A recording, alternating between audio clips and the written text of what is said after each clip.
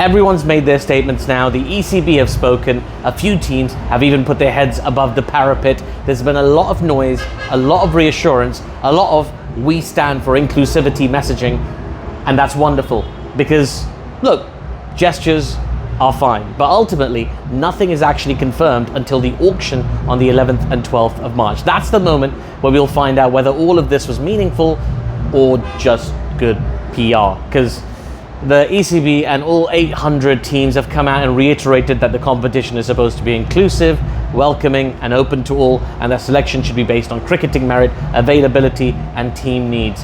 That's the principle the 100 was built on in the first place, and on paper that's exactly what you want to hear, isn't it?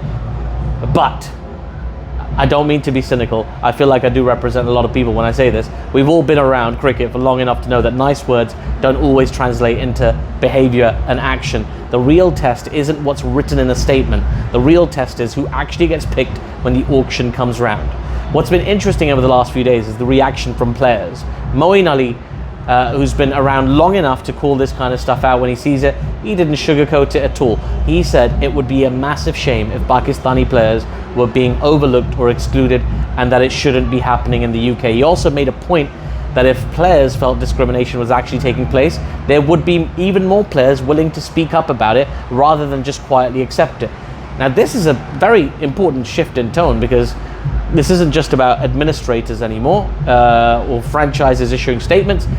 When senior players with a lot of respect, players like Moeen Ali, start saying things like, no, this is not right, it changes the dynamic. It means that this isn't just a reputational issue for the 100, it becomes a dressing room issue, a player relations issue, and potentially a much bigger problem if trust starts to erode.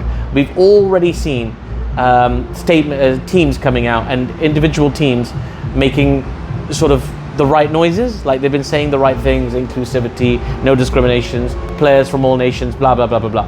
But support in principle only really means something if it's reflected in action. It's very easy to say you believe in inclusivity. It's much harder to demonstrate it when there are commercial relationships, ownership structures, and political sensitivities in the background.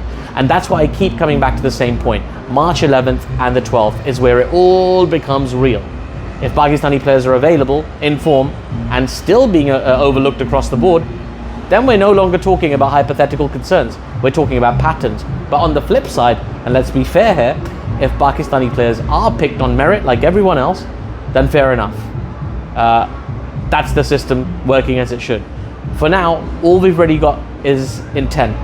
The ECB says the competition is open to all. Teams say that they stand by those values. Moeen Ali has said players will speak up if those values are breached. So the framework is there, the words are there, the principles are there. What we're waiting for now is proof. Because gestures are great, statements are great, but credibility comes from what actually happens when the auction clock starts ticking. What do you think is going to happen next? Let me know. If you'll be watching the 100, if you're thinking about not watching the 100 this season, what are your feelings about this whole fiasco? I'd love to talk about something else, but I got to keep you up to date on what's going down. I'm sorry about the noise, by the way. I'm back in Colombo for the next round of matches in the Super 8 stage of this T20 World Cup.